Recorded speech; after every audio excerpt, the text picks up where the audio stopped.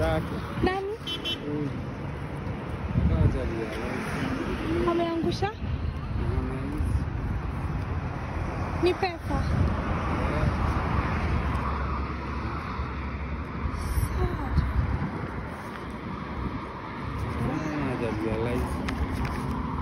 Sini 45k.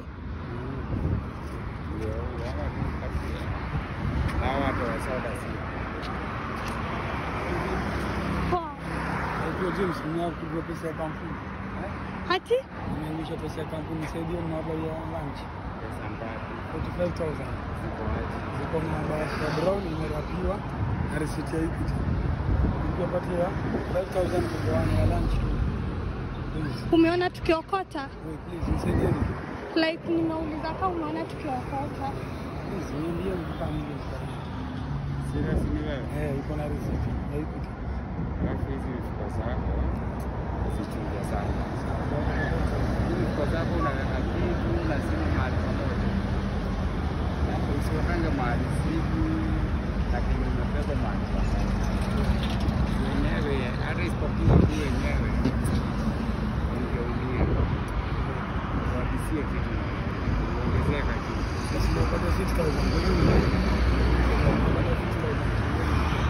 Sasa Eti nini? Unatupia 6k. Ila tu kujitolea kwa yari yangu. Sasa. Sawa. Halafu kuanze. Sasa tunaenda wapi? Si like tunaweza gawania hapa. Siwezi kukulia pesa mbele ya watu. Si tunaweza simama hapa bado. Saidia vizuri. Ah?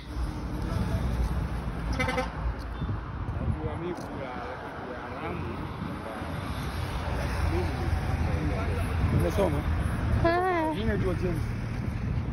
Nenda fanya hivi. Mnajua na? Hapana. Nime like tumepatana hapo akaniambia umeangusha do. Nafanya hivi. Siwezi mbele ya pesa mbele ya watu. Sasa unataka kwenda kutolea wapi hiyo do? Nafanya hivi. Sina kwa 6,000. Na mimi mmoja wenu. Ndio pale mbele. Si uko ni mbali, mbona tusitolee hapa? Hii pesa ni ya magari.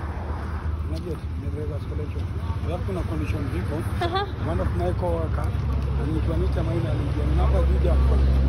Akiwa madawa kama 100,000. City management kwa December last year. Kwa management ikasema. Hebu simameni. Nasema kwa siku management ikasema you're not supposed to enter the company's money. Kwenda class mdogo wenu ni hapo na elimu. So tunaenda kugawanyia hiyo ndio. Tuende pale mbele.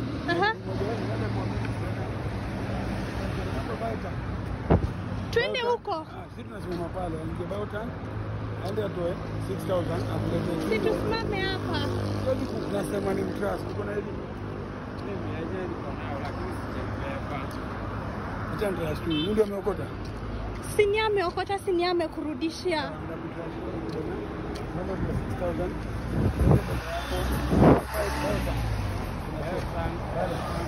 Unaenda kutolea huko. Yeye ataingia. Si mimi. So mimi nibaki wapi? Tunabaki na wewe. Umeelewa? Tubaki mimi na wewe. Na yeye aende atoe. Umeelewa? But mjue mimi najua nyinyi ni wezi, sawa? Nilikuwa na warecord maumbwa.